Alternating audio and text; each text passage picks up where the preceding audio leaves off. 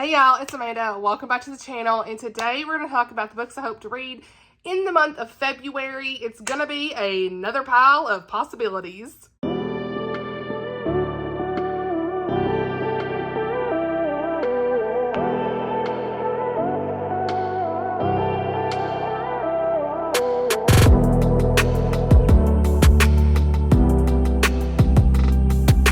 So remember me saying, hey, the pile of possibilities is going to get smaller? Honey, we're going to ignore I even said that for this month, because I just have a lot on my mind that it's like I want to pull from. So we're here, okay? We have some definite reads, some possibilities. You will know when I'm talking about them, if they're buddy reads, if they're book club reads, all of that stuff, but we're going to get into it, okay? So February's a short month, and somehow every February I read a ton. I don't know what it is, but January was a bit more of a slowdown for me. So either way, I don't care if I read all these or just two of these. You know what I'm saying? It is what it is. We're just going to go through it. So I want to talk about the ones I don't have physically first, because I'm going to be looking up the synopses on my Kindle, because I want to at least tell you what they're about, okay? Some of these I do have for review, all of this stuff, but definitely going to get to first is Uneasy Street. This is the Enemies to Lovers romance by Becky Wade. Becky Wade. Been a little bit since I said that. Okay. So I love her books. You already know. And this is her new release that comes out on February the 14th. Okay.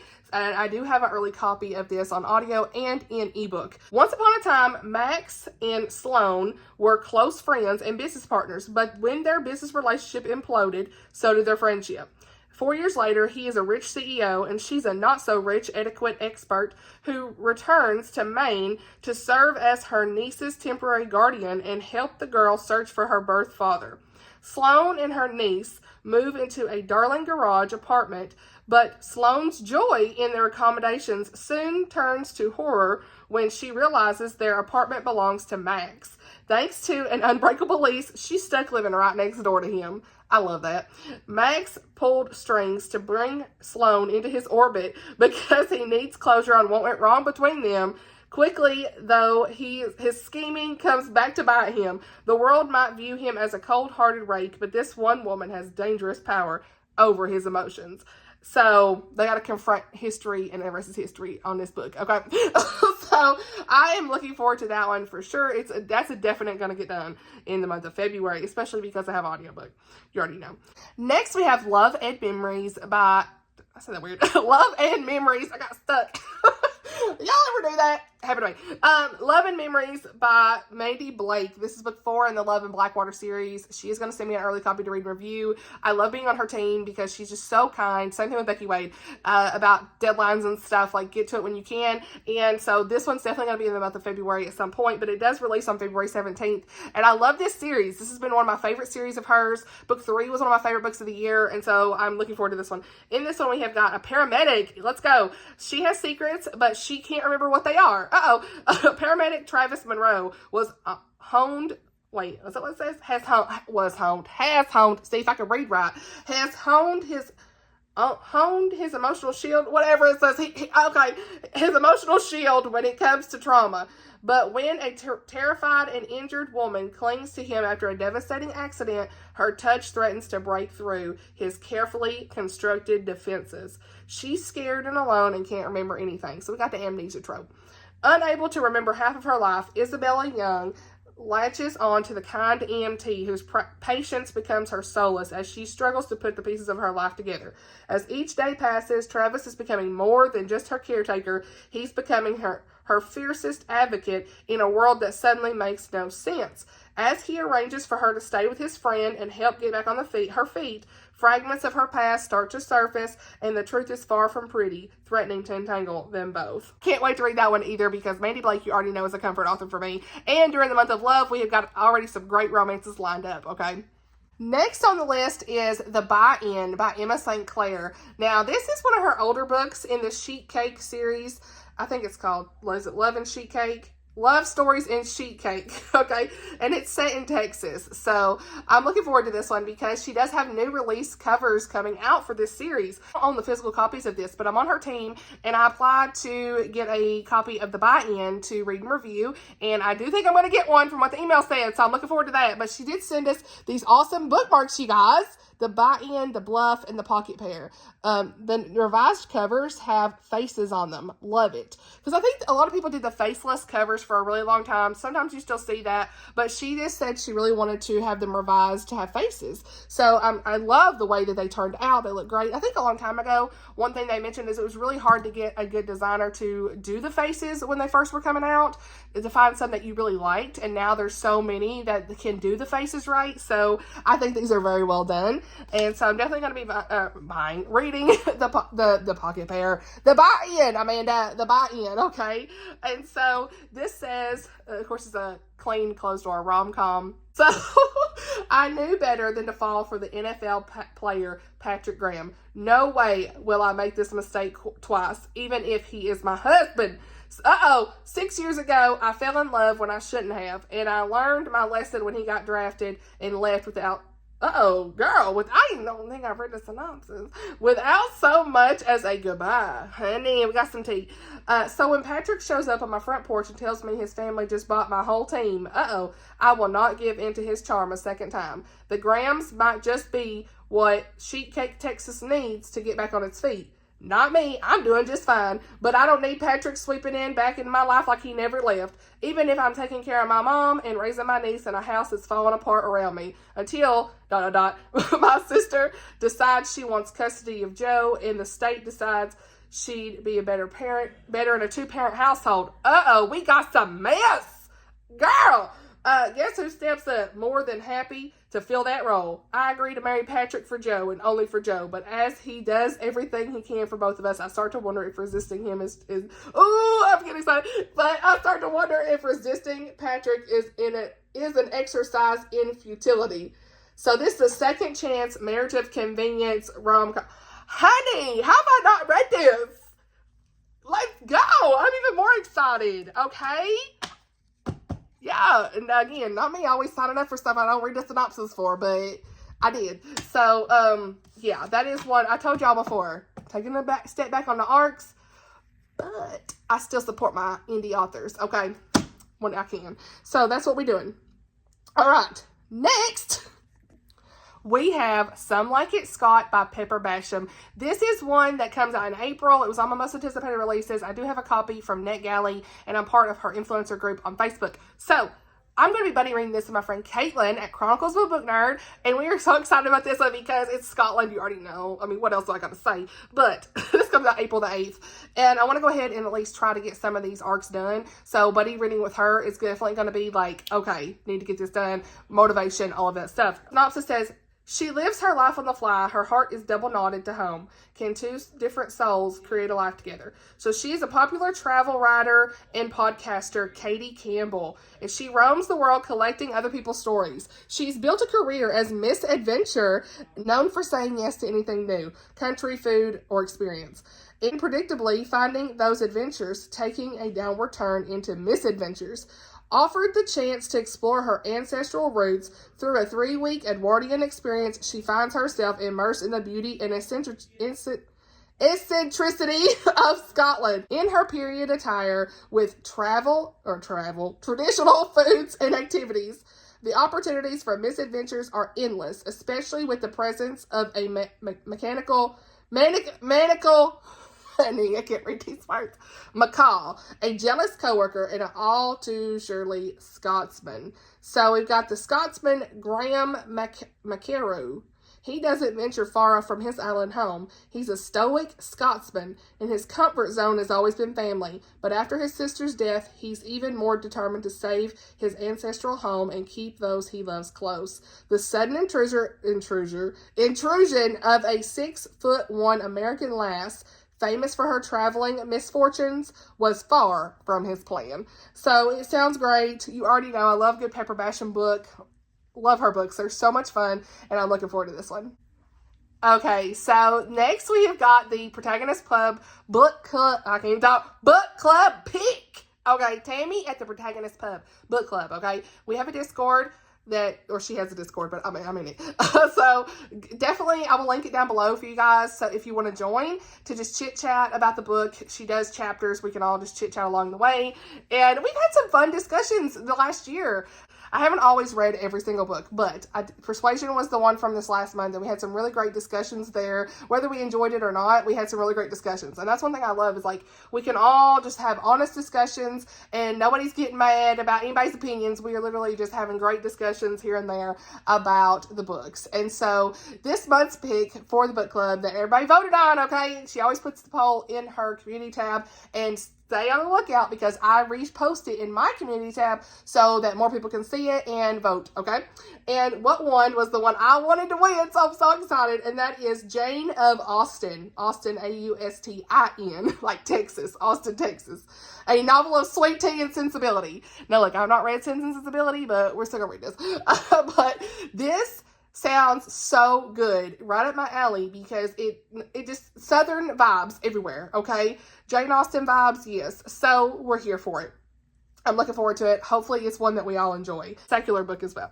So we've got, let's read the synopsis. Just a few years after their father's business scandal shatters their lives, Jane and Celia Woodward find themselves forced out of their San Francisco tea shop. The last thing Jane wants, is to leave their beloved shop on Valencia Street.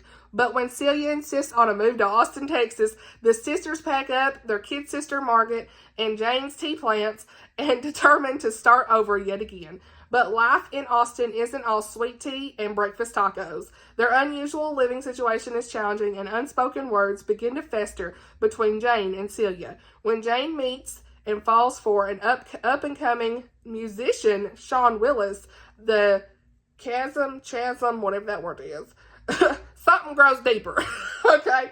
Sean seems to charm everyone in his path. One person is immune, retired Marine Captain Callum Beckett. Callum never meant to leave the military, but the twin losses of his father and his left leg have returned him to the place he least expected, Texas. This modern spin on an Austin classic, Sense and Sensibility, the Woodward sisters must contend with new ingredients in unfamiliar kitchens, a dash of heartbreak, and the fragile hope that maybe home isn't so far away. So I'm looking forward to this. It's a new to me author. It's going to be fun to chit chat about with the girls in the chat. So please join us if you would like to. It is on Kindle. It says it's $5 on Kindle. There's an audiobook, it looks like. I did find the audiobook on Hoopla.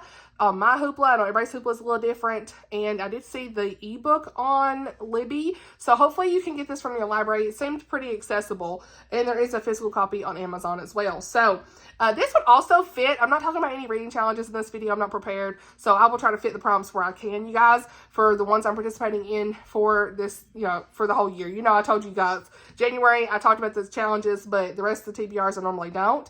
But for my reading challenge this month, I think it was like a sweet tea prompt. I can't remember. I will be doing some recommendations for that soon. Hopefully, you'll see it soon, hopefully. If I can. If I can't do a video, I'll do a blog post. But I want to say it was something about sweet tea. So this will fit because it says sweet tea in the title. At least I'm pretty sure. I'm going to make it fit. If not, I'll find something else. Okay. Anyway, we're here. So, yeah, that is definitely going to be one I think that's fun to read with everybody in the book club, okay? Now, let's see if there's anything else. Oh, I do have one more that I think I'll get the audio for from NetGalley, and it should be a quick listen. It's Ambush by Colleen Coble, and this is, I think, the start of a new series for Colleen, so hopefully I enjoy it. I have pre-ordered this one as well, so I hope it goes good. Paradise Alden, what? Is it the name?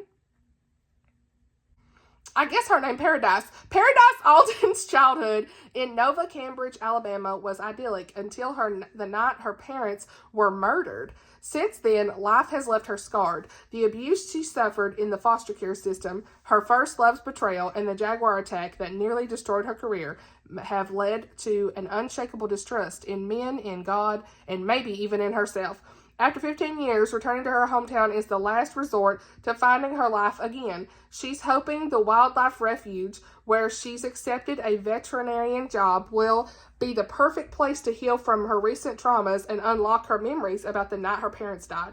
But the day she arrives at the sanctuary, a body is discovered on the grounds, and soon a series of deadly events threatens not only her future, but the man who, despite all odds, still makes her pulse stutter.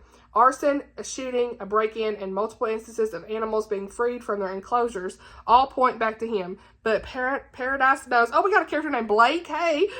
Paradise knows that Blake Lawson isn't responsible. Not the man who's been helping his mother manage the sanctuary these past 6 months and care for his stepbrothers in the wake of their father's death, even if his betrayal years ago cost her everything. Someone dangerous is lurking between the town's moss-draped trees, and Paradise refuses to let another murderer disappear into the shadows. So this one does sound really good. I hope I really enjoy it. So I did apply for the audiobook through NetGalley. If I get that, I will read it. If not, who knows if I get to it or not. I do have an ebook copy on NetGalley, but I'm not like rushing to read it right away unless I get the audio just because time and stuff. But that is on my possibilities, okay? So let me pull back up my notes here and see what I got. I want to say, come on, honey. Let's get back. Let's get back to the, okay, here we go. I think that's all the ones I don't own. Yep. There might be something else, who knows. But that's kind of everything I don't own. Now let's talk about the ones I do own. 17 minutes in, my bad. Okay, I do have a buddy read with Tammy this month, and that is Of Love and Treason by Jamie Ogle. I'm glad she reminded me because I forgot. Look, I sign up for buddy reads with my friends and I forget. So they're going to have to tell me. Unless I write it down. Thank you, girl. So this is St. Valentine's story. I'm not going to read the synopsis fully because I've read so many synopses already. I'm about synopsied out. But this says, it does say Valentine defies the emperor and becomes a hero. And the most wanted man in the empire, honey. See, I don't need to be reading. Compelled by his faith, he has nothing to lose until a chance encounter with the daughter of a Roman jailer changes everything. So I've heard really good things about this one. I know my friend Lindsay Lemus read this one and really enjoyed it. So, yeah, I'm looking forward to getting into that one. And then another Jamie Ogle that I meant to read in January, that since it's been such a slow month, I didn't have a lot of physical time in reading. I have done some physical reading. It's just not, this one hasn't been the one I picked up. So I've got the early copy of her new release this year, As Sure as the Sea by Jamie Ogle. And this is a St. Nicholas story. So it'll probably be better that I read Of Love and Treason first anyway before I pick this up. So it's going to kind of work out that I've got 2 on my possibilities list anyway. So looking forward to trying those out. And then we have got Oshina's Patreon buddy read. Okay, I'm looking forward to this, and that is Before I Called You Mine by Nicole Deese. This is on my 10 books to read in 2025, so I'm going to be knocking off one of those for this year. This, I don't read the synopsis, but this is definitely an emotional story. Has adoption thread. I want to say infertility is mentioned. Yes, this is an infertility story, and I need to know. It does have a romance in here with this guy Joshua. So our characters are Joshua and Lauren, and it says that she has always wanted to be a mother. She's a dedicated first grade teacher in Idaho, and so her love for children has led her to the path of adoption. And so the agency requires her to be married. So yeah, we'll see kind of what happens with her and Joshua in that whole circumstance. So I know I'll probably be crying in this one, honey. A lot of y'all said I would. And that's given a 5-star prediction for me. It really is. Okay, now, y'all know I was supposed to be reading this book in January, and I did not. We're pushing it back again, and that is Across the Ages by Gabrielle Meyer. Hey, look, at least I won't have to wait too long till the next one comes out, because I've been pushing this back and back and back, and I just need to be in the mood to read it. And so this is book 4 in the Timeless series. The timelines are 1727 and 1927. Caroline is our main character, and I have read the first chapter in this one. I just haven't continued on because I want to be like in the right headspace, in the mood for it, and I do have the audio. So this will either be February or this will go to March. This is a possibility. It's not necessarily like 100%. We'll see. Then I have got a buddy read with my friend Melissa, and Romancing the Grump, another rom-com by Jenny Proctor in the Appies series. So definitely been one on my list to read for a little bit anyway. I do have the audio of this too, so we're here. But I gotta know. This is Nathan's story, and it says he's a grump. Obviously, grump. We got grump, grumpy sunshine. I love a good grumpy sunshine. He's a grump and happy to stay that way, but can her sunshine melt the ice around his heart? So we got Nathan Sanders, and he's the grouchiest player on the Appy's hockey team. Summer Callahan breezes into his life with her flirtatious smiles and endless charm. He responds like he always does. He ignores her, but Summer's intrigued by this defenseman. So when a virtual social media post requires her to step in and fake it as his girlfriend, we got fake dating. Yes. She's convinced. She jumps at the chance. She's convinced the ones with the hardest shells are often the softest, and she's determined to prove it. So I was having a hard time finishing that one. Oh my gosh, I was so excited about the fake dating and the grumpy sunshine. Those are my favorite tropes. Okay, and the last one on my list, I'm going to tell y'all, this pile is huge. What? I just love picking up books to say I'm going to try to read and see what we can get done. It's fun. Winter's Maiden by Morgan L. Busse. Okay, Morgan L. Busse. You already know this is on my 25 in 25 that Blake picked. And you know what? He already been saying, you guys. He literally said today, you read any of the books I picked? And I'm like, no. He's like, what? Like, did you expect anything less? But we are going to pick at least one for the month of February. So we're behind, but it's fine. So Winter's Maiden is definitely one I want to read because I took a picture when it snowed. And I'm like, I can't post that when it ain't snow time. So that's the only reason I'm picking it up. I want to post my review with my picture holding this book on Instagram. And that's why we're picking it up. This is one of Chrissy's favorite books of the year. And I'm looking forward to reading this one. It's the Nordic Wars, book 1. It's a Viking style. I need to know. So, yeah. Our main girl is Bridget. And she needs to survive in the wasteland of Nordica as a clanless one. New power arrives, offering a trial to join the Nordic warriors. She enters it, hoping to rise above her station, and soon she becomes one of the fiercest fighters and joins the war against the South. So, I need to know. And that's everything for this list. It's plenty to read, right? So, hopefully I'm not forgetting a buddy read somewhere, but I probably am. Well, you bet. I hope that y'all enjoyed this video. I'm also going to be participating in Tay-Tay's and all the other co-hosts that she has, the February readathon. I have no fairy tale retellings in this, though, so we might have to change the TBR up. But I am going to try to at least participate and fill the prompts where I can. If I can find a fairy tale retelling, maybe I'll read a novella, who knows. But I did have one on my radar that I was looking at yesterday, so I don't really know yet, but I'm just going to go ahead and say I am at least participating in that. I don't know where everything's going to land, but like I say, for everything else, I try to fill prompts where possible. I'm still participating in all my annual reading challenges where I can. I don't have any classics for this month, for at least that one, but, hey, we're going to get what we can done, and I'm not going to stress about no challenges. I'm just going to have fun reading. I'm still doing my Bible recap. I'm a little bit behind, as always. Who is surprised? But enjoying that. Like, today was a day I really needed the Bible recap with where we were. I was struggling in one part, and, when Scripture just kind of takes the breath away from you. Like, it just, I don't know, just the way it hit, and I start teary-eyed. Is anything too hard for the Lord? That Scripture in Genesis just sucked the breath out of me and had me tearing up. And it was like I was listening to it in a really hard moment and with my kid, and I was just like, I needed this. So I'm behind, but I'm not. I'm right where I need to be, where the Lord needs me to be in this daily reading. So praise God for that. If you're behind in your daily Bible reading, it's okay, because you're actually in the right time whenever the Lord really needs you to be in His Word whenever you get there. And so I feel that, so I want to encourage you in that too. Let's chit chat below. What are you going to read in the month of February? Would love to know. Again, I may have forgot something, but it's fine. All the books are going to be linked down in the description as always. I hope you enjoyed this video, and I'll see y'all in the next one. Bye, y'all.